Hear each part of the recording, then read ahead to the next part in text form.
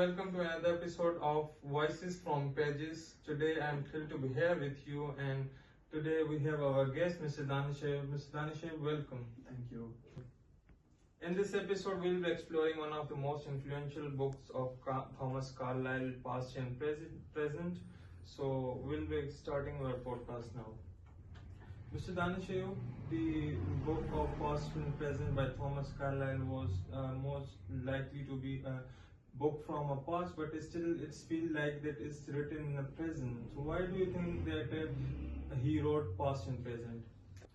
Well, Carlyle was deeply troubled by the changes he saw during the Industrial Revolution, the economic inequalities, the social disconnection, and the erosion of moral values. His book reflects his frustration with what he saw, a society driven by greed and materialism. What's your take on this? I think he was trying to wake people up, and he wanted the people to have the sense of purpose and community again.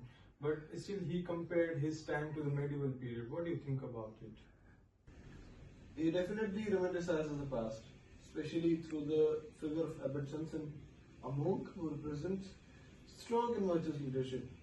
For Carlyle, the medieval period had a sense of order and spiritual grounding, and that he believed that the industrial age led to that. Do you think that comparison holds up today? Yeah, I think it's a great idea, but I think that medieval period has its problem too. So Carlyle's idea was fascinating and great. So I think it's necessary so we can follow him as a leadership, and we can pursue him as a leader for this society. Well, I think there's a lot to learn from it, especially his focus on responsibility and duty. Simpson's leadership wasn't about personal gain, it was about serving the community, and that's something we are often missing today. But I also think Carlyle's portrayal is a bit one-sided. What do you think? Does Simpson's leadership seem too idealized? Yeah, maybe it's hard to believe anyone could be that perfect, but Carlyle tries to show how industrial leaders had fallen. And what do you think about his views on capitalism, and do they remind you of Karl Marx? Well, that's a fascinating comparison. Carlyle's critiques, like the dehumanization of workers and dominance of profit over people, definitely overlap with Marx. But the solutions are worlds apart. Carlyle's solution was to rely on strong and ethical leaders, whereas Marx pushed for complete overthrow of capitalist system. Yeah, well, I believe that Carlyle seems to be looking for a better past, while on the other hand, Karl Marx was looking for a different future.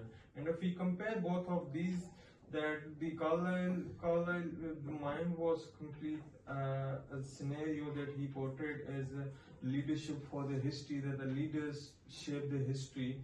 I think it's not that kind. It could also suppress the minority or the ordinary peoples, like if we mention about the Karl Marx theory of alienation and how the improper distribution of wealth happens in the society.